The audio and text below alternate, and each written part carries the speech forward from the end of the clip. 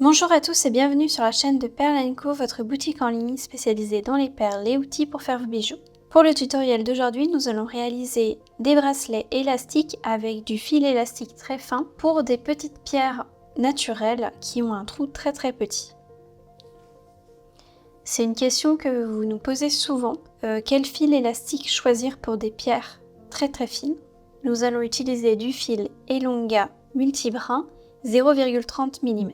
Un fil élastique est composé de plusieurs brins, donc généralement il ne va pas casser d'un seul coup comme les fils silicone. Donc vous aurez le temps de voir venir si jamais vous voyez que le fil élastique s'use. L'avantage principal aussi du fil élastique multibrin, c'est qu'il est beaucoup plus extensible que le fil silicone. Pour ce tutoriel, nous allons utiliser différentes couleurs de pierres naturelles. Vous avez le lien vers les perles utilisées et tout le reste du matériel dans la description de la vidéo. Tout le matériel est bien sûr à retrouver sur la boutique Perle & Co. La première chose à faire, ça va être d'étirer son fil pour vérifier qu'il ne casse pas, qu'il n'est pas fragilisé à un endroit, et aussi pour le détendre parce que les fils élastiques se détendent toujours au début. Donc comme ça, on évite le maximum de problèmes. Voilà. Ensuite, pour enfiler facilement les perles, j'ai pris une aiguille fendue comme celle-ci. C'est une aiguille avec un chat très large et souple. On va pouvoir passer le fil élastique dedans et maintenant, on n'a plus qu'à fixer nos perles. Vous pouvez mettre une perle de maintien au bout du fil si jamais vous avez peur de faire tomber vos perles. Donc c'est une perle qu'on va retirer à la fin et qui empêche les perles de tomber. Donc vous voyez, je l'ai enfilé sur le fil et je repasse dedans. Ça forme une boucle et je place ma perle au bout de mon fil. Là, j'ai déjà réalisé un petit bracelet avec des perles roses et des pierres couleur grenat. Il y a aussi des délicats 11-0 DB 1832. Prenez bien des perles dorées avec le revêtement Duracoat et pas juste des galvanisés dorés parce que la couleur métallisée s'en va beaucoup plus facilement. Duracoat, ça veut dire qu'il y a un vernis qui a été apposé sur les perles. Et ensuite, ici, on a un tube en acier inox qui viendra compléter notre bracelet. Les enchaînements que je vais faire sont totalement aléatoires. À vous de voir ce que vous voulez faire pour vos bracelets. Donc j'ai fait un bracelet très fin pour le premier. Là, je vais faire un bracelet avec une majorité de perles un peu plus grosses.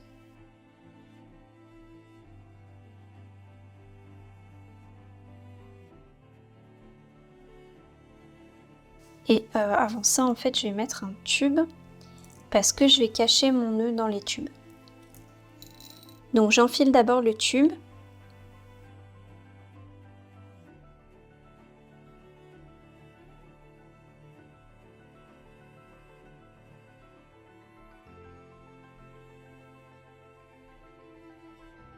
Et je vais intercaler un tout petit peu de perles roses et dorées.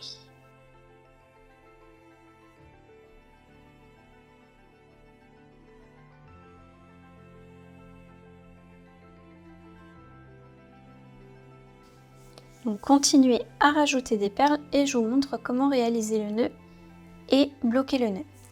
On enlève l'aiguille et on retire la perle de maintien. Maintenant, nous allons réaliser le nœud. On enroule. Voilà, on essaye de le maintenir en place.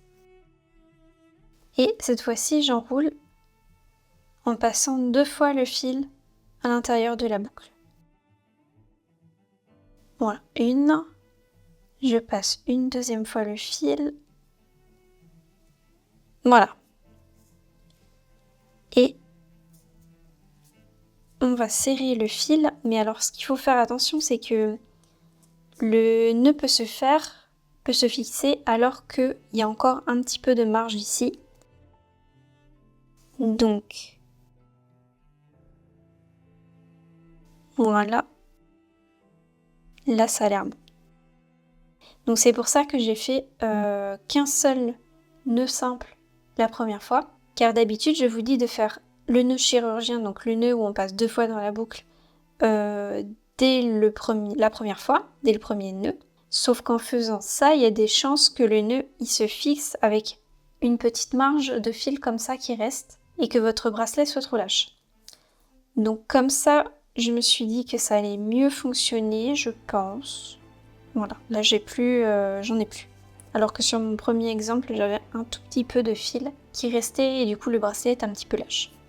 Donc une fois qu'on a fait ce nœud là, on serre le nœud également un petit peu à l'intérieur tout doucement. Et puis on vient couper le fil à 2 mm du nœud. On met immédiatement de la colle. On glisse le tube sur le nœud. Et voilà. Donc pour l'instant j'ai 2 bracelets, je vais en faire un autre avec les perles turquoises. J'ai fini mon enfilage, je vais vous remontrer le nœud.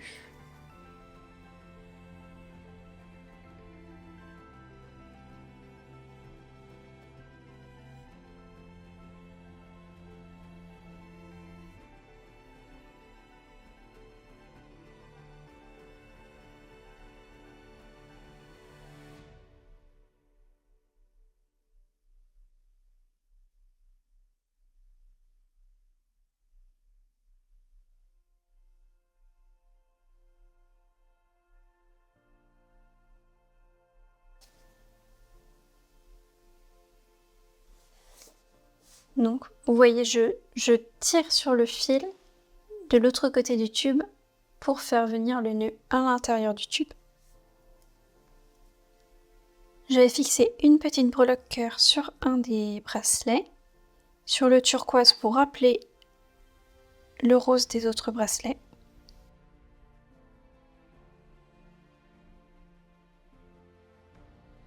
Merci à tous d'avoir regardé cette vidéo, j'espère qu'elle vous a plu.